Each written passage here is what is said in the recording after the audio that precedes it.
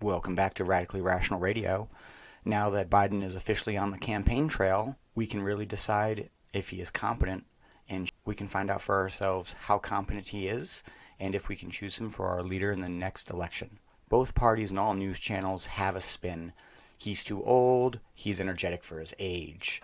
This makes it very difficult. Now, we know last campaign he had done less news and questions and debates than any president in history who had won. This year, if Biden really wants to move forward, with this many people not so much arguing his policy or whether he did a good job or not, merely his age and his ability to be a leader.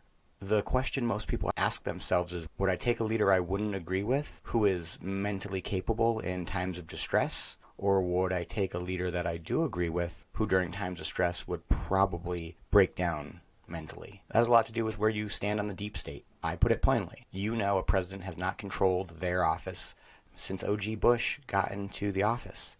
He was CIA, and ever since then, the president has been CIA.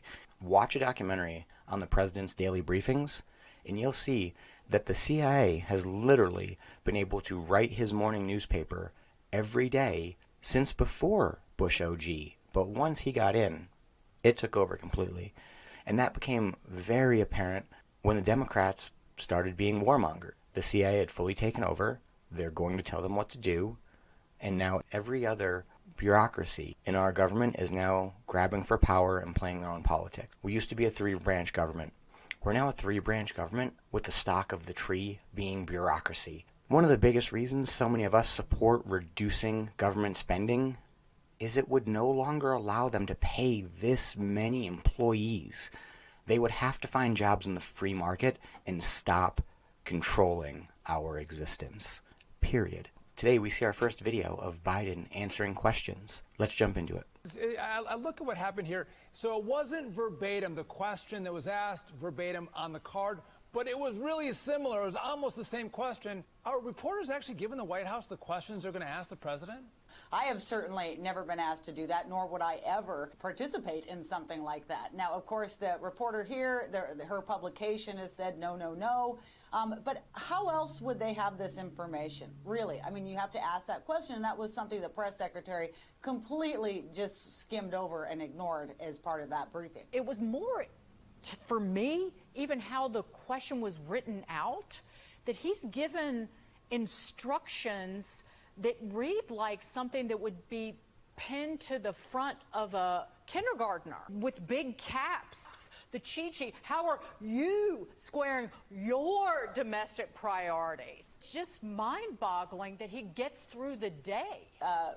Found it kind of refreshing and amusing, the president admitting that he takes orders.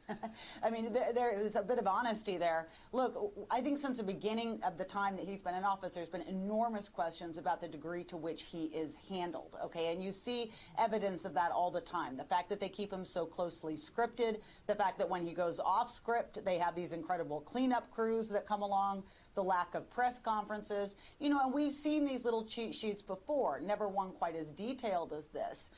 You know, and I would argue that, yeah, I'm sure that presidents do get briefings. They do get some information. They do a lot of events, right? And so sometimes it might be useful to have a few notes. But I very seriously doubt that prior presidents had anything like this at their side simply to get through an event.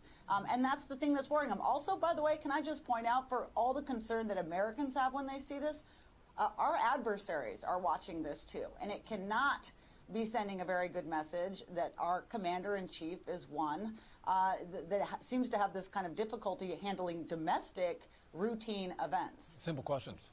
He needs them in advance so he can hopefully answer them. But Kim, I want to move on. If you're a Democrat, a liberal, or someone who just defines himself as left-leaning, are you asking yourself this question? Am I getting to vote on my next Democratic president? Or is the DNC choosing who I get to vote on? As a Democrat, I would be incredibly disrespected if some shadowy fundraising group chose my next Democratic leader.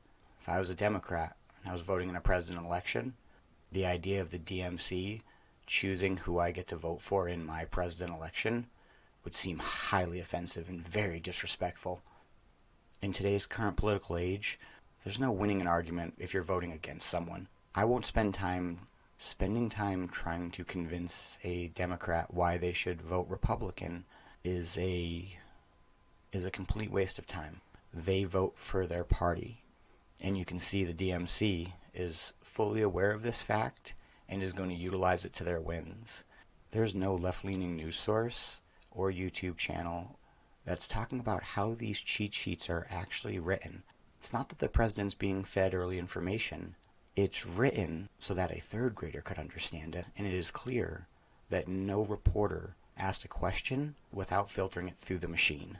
Are you okay with the machine deciding what you see? That seems incredibly undemocratic. For me, his age is only a factor if you can also show ineptitude. And you don't even have to blur the lines to show that his brain is cognitively declining. That's fine. It is not okay to let the DMC push a weakling through for your party just because you hate Trump. This makes no sense. If you want a Democratic leader, demand a good Democratic leader. It seems like JFK gets shot, and from there on out, we just have a bunch of Democratic puppets, and the party is perfectly okay voting for them just so they feel like they could win. I hope you learned something. I'm Tristan. This is Radically Rational Radio. Please, if you disagree, leave a comment. I'll see you in the next episode. Stay resilient.